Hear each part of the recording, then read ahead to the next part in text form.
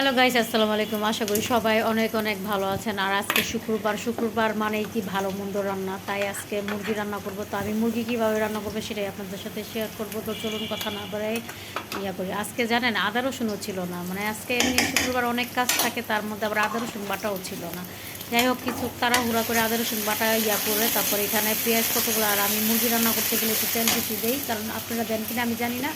তারপরে এই যে আদা রসুন কোনো মতন ব্লেন্ডার করছি, করে এখানে এলাচি, দারচিনি, গোলমরিচ, লং, তারপরে আদা রসুন পেঁয়াজ সব কিছু দিয়ে একদম ভালো মতন ভাজা ভাজা করে নেব। ভাজা ভাজা করে তারপরে মশলাটা ভালো মতন, মশলা যত কষাবেন ততই নাকি মাংসের টেস্ট বাড়ে। আমি জানি না, আগের দিনের মুরগিরা বলছে তাই। এই জন্য ভালো মতন মশলা কষাই। আর এদিকে আমরা লাল চালের ভাত রান্না করি, আর তাদের জন্য রান্না করছে আপনার কত কিছু। আজকে শুক্রবার মানে অনেক কিছু রান্না করতে, তাদের জন্য ভাত রান্না করলাম, সাদা ভাত। তারপরে এখানে লটকা মাছ বোনা করছি, তারপরে বেগুন আলু দিয়ে শুটকি রান্না করছি, তারপরে যে মুরগি রান্না করলাম, ডাল রান্না করছি। আজকে অনেক পথ রান্না করছি, কারণ আমাদের আরেকজন মেহমান আসবে তো তাই। আর শুক্রবার মানে অনেক কিছু রান্না, মেহমান আসবে বা একটু ভালো লাগে।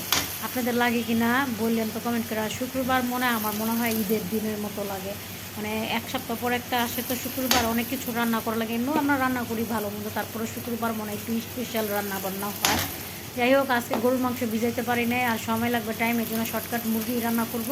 তো লাস্টে যে রাঁধুনি মুরগির মাংসের মশলা না দিলে মনে হয় আমার মুরগির রান্নাটা কমপ্লিট হয় না।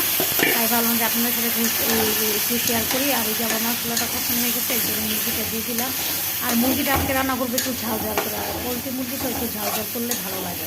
আর আলু ছাড়া তো আমাদের জীবন চলেই না। তো বাচ্চা কাচ্চা আছে, বাচ্চাদের একটা মুরগি আর বা আলু দিয়ে খেতে পারে। আর আলু আমাদের সবারই পছন্দ, মাংসর আলুটা কেন জানি অনেক পছন্দ, এই জন্য আলু বেশি দেয়। মাংসের থেকে মুরগির আলুটা বেশি খায় আমাদের বাসায়, ভালো লাগে।